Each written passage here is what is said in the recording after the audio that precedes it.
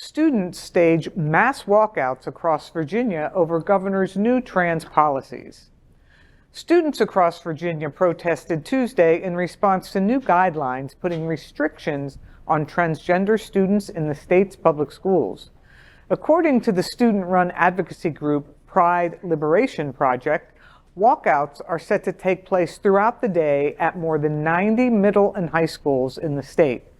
As of noon on Tuesday, students in Woodbridge, Springfield, Manassas, McLean, and other Virginia cities were waving rainbow picket signs shouting, "Trans rights are human rights."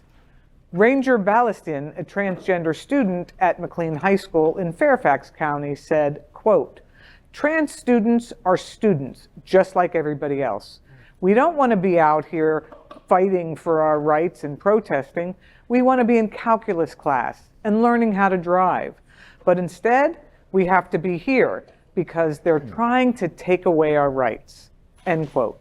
Earlier this month, Republican Governor Glenn Youngkin's administration rewrote Virginia's model policies for the treatment of transgender students, mandating that all students use school facilities, including bathrooms or locker rooms, according to the sex they were assigned at birth.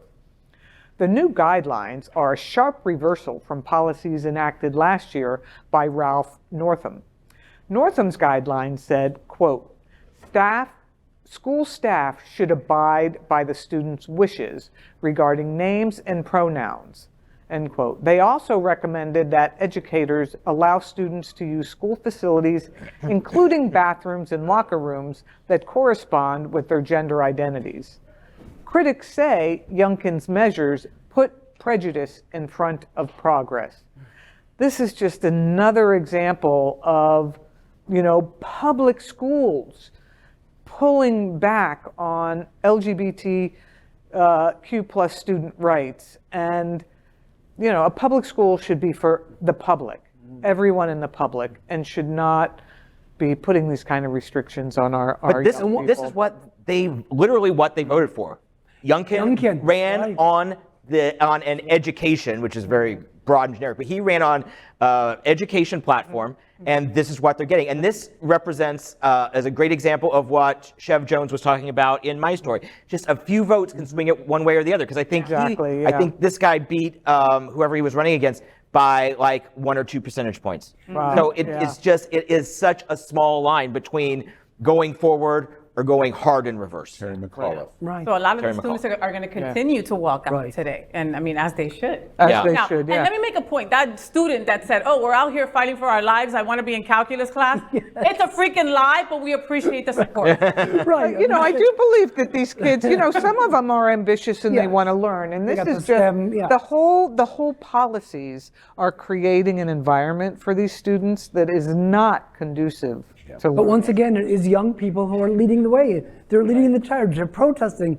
They're speaking up, even though they might enjoy calculus. You draw the comparison to the story that we talk about with Senator Chevron Jones having the rally here in Wilton Manors.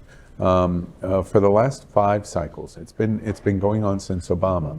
Virginia was a hardcore red state. Then it turned purple, and then it went through 4 cycles of being overwhelmingly blue. And over the longevity of Queer News Tonight, we have reported repeatedly so many progressive things that the state of Virginia was doing. And we were saying, wait, they're in the South. Look what Virginia is doing. And then along comes Youngkin, and that 1% or 2% of taking your eye off the ball, of wanting to make sure either I'm showing up for the election or I'm advocating or voicing for the election, changes that progress. And it pushes them back into this authoritarian kind of mentality that we're going to manage and interfere in your life and create culture war. And that's what's going on in Virginia. DeSantis being elected on November 8th sets him on a path for 2024. And he's going to become a steam train that is almost impossible to stop if we're not paying attention.